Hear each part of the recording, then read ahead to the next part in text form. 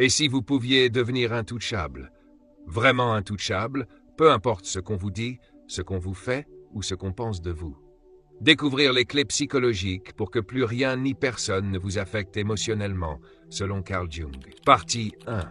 Vous êtes affecté parce que vous êtes attaché. Il y a des vérités qui dérangent. Des vérités qu'on préfère ignorer, repousser, éviter. Parce qu'elles remettent tout en question. Parce qu'elles nous forcent à regarder là où ça fait mal.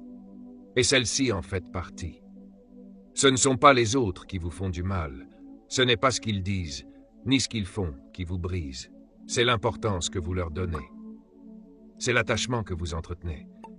Nous avons été conditionnés à croire que notre bonheur dépend des autres, du regard qu'ils posent sur nous, de leur amour, de leur reconnaissance, de leur présence. Alors, chaque fois qu'on vous rejette, chaque fois qu'on vous critique, chaque fois qu'on vous oublie, vous tombez. Vous vous sentez diminué, pas parce que l'autre est puissant, mais parce que vous lui avez donné ce pouvoir. L'attachement est une forme subtile de dépendance émotionnelle. Quand vous vous attachez à une personne, à une idée, à une version idéalisée de vous-même, vous ouvrez une brèche, une fragilité. Et cette brèche permet à la douleur de s'infiltrer, encore et encore. Vous attendez un message, vous espérez un signe, vous vivez dans le regard de l'autre. Et ce lien que vous ressentez, aussi fort soit-il, n'est pas forcément de l'amour. Souvent, c'est un mélange de peur, d'habitude, de besoins inconscients. Carl Jung disait « Ce à quoi tu résistes persiste ». Mais allons plus loin encore. Ce à quoi tu t'attaches te contrôle. Ce que tu refuses de lâcher te possède. L'origine de cet attachement, une blessure ancienne, car il ne s'agit pas seulement d'émotions passagères. Ce que vous ressentez aujourd'hui est souvent l'écho d'une douleur bien plus ancienne, une blessure d'enfance, un manque d'amour, un sentiment d'abandon, de rejet, d'invisibilité. L'attachement, dans ce cas, devient une tentative, parfois désespérée, de combler un vide intérieur. Mais plus vous vous y accrochez, plus le vide semble grand, parce qu'on ne comble pas une blessure intérieure avec des éléments extérieurs. On ne guérit pas une faille de l'âme avec la présence ou l'absence d'une autre personne. Le concept d'ombre selon Carl Jung. Jung a mis en lumière un élément fondamental de la psyché humaine, l'ombre. L'ombre, c'est cette partie de vous que vous avez rejetée, ce que vous n'avez pas voulu voir, ce que vous avez enterré parce que cela vous faisait honte, parce que cela vous faisait peur. Mais l'ombre ne disparaît pas, elle se cache, et elle se manifeste à travers vos attachements, vos émotions incontrôlables, vos réactions démesurées. Chaque fois que vous vous sentez dévasté par un regard, une remarque, une absence, posez-vous cette question. Quelle partie de moi suis-je en train de projeter sur l'autre? Quelle partie de moi suis-je en train de fuir? L'identification, quand vous devenez votre douleur. C'est ici que l'identification entre en jeu. Vous ne vous contentez pas de ressentir la douleur, vous devenez cette douleur. Je suis abandonné, je suis rejeté, je suis brisé. Mais non, ce sont des expériences, ce ne sont pas des identités. Vous avez peut-être vécu l'abandon, mais vous n'êtes pas l'abandon. Vous avez peut-être été rejeté, mais vous n'êtes pas le rejet. Et tant que vous vous identifiez à ces blessures, vous restez prisonnier d'elles. Elles deviennent vos chaînes invisibles. Elles conditionnent vos pensées, vos réactions, vos relations. Et si vous pouviez tout observer sans vous y attacher? Imaginez une seule seconde que vous puissiez tout voir, vos émotions, vos pensées, vos attachements, mais sans vous y identifier, sans y réagir, juste les voir, les reconnaître, les accueillir. C'est cela la véritable libération. Jung nous a enseigné une vérité essentielle.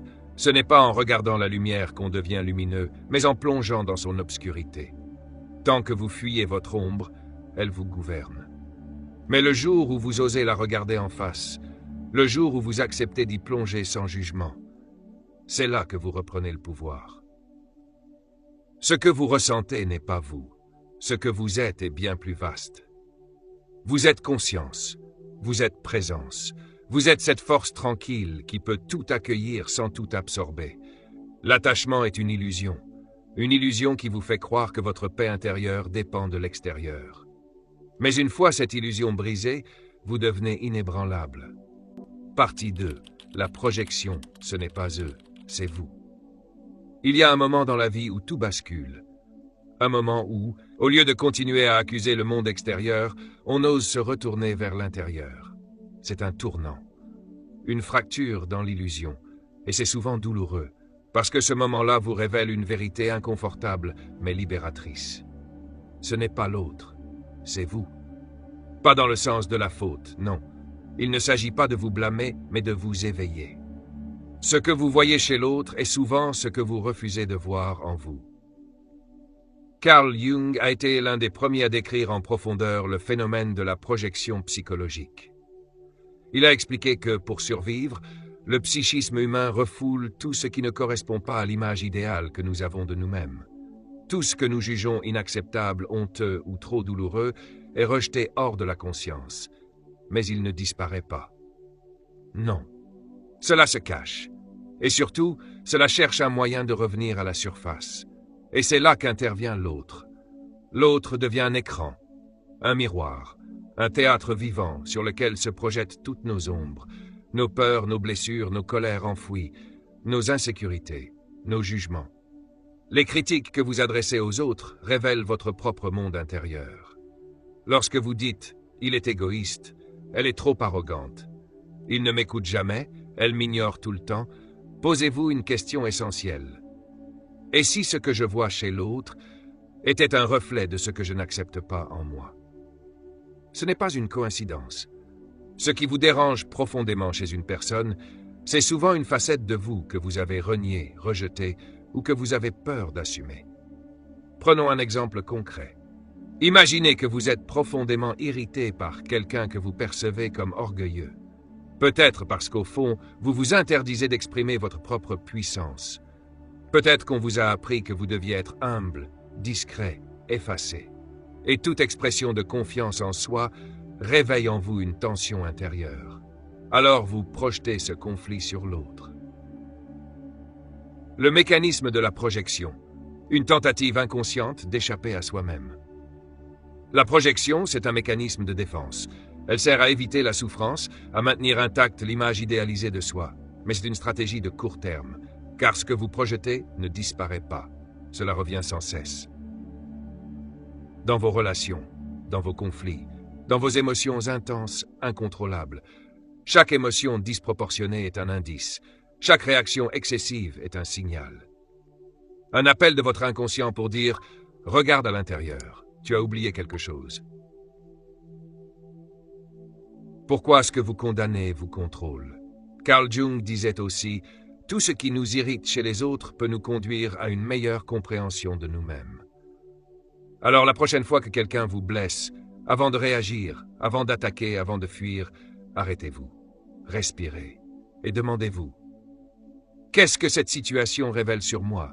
Qu'est-ce que je refuse encore de voir ?» Car ce que vous rejetez à l'extérieur, c'est souvent ce que vous n'avez pas encore embrassé à l'intérieur. Et c'est précisément là que commence le chemin vers l'imperturbabilité. La fin des projections, c'est le début de la paix.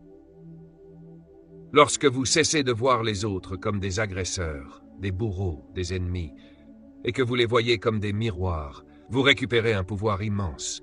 Le pouvoir de transformer chaque interaction, chaque blessure, chaque frustration en portail de conscience. Vous n'êtes plus victime, vous devenez observateur, alchimiste, maître de votre monde intérieur. Et cette maîtrise n'a rien d'arrogant. C'est une humilité profonde, puissante. C'est la reconnaissance que le monde ne vous doit rien. Et que tout ce que vous vivez est une opportunité d'aller encore plus profondément en vous-même. Ce n'est pas eux, c'est vous. Et c'est la meilleure nouvelle que vous puissiez entendre. Parce que si c'est vous, alors vous avez le pouvoir de changer, de transformer, de libérer, de guérir. Vous n'êtes pas impuissant, vous êtes responsable. Et dans cette responsabilité, il y a la clé de la paix intérieure.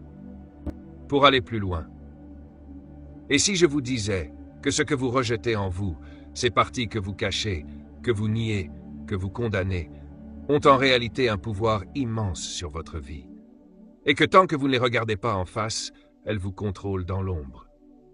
C'est ce que nous verrons dans la prochaine partie, dans le prochain épisode de cette série puissante inspirée de Carl Jung. Abonnez-vous dès maintenant a le déclencheur.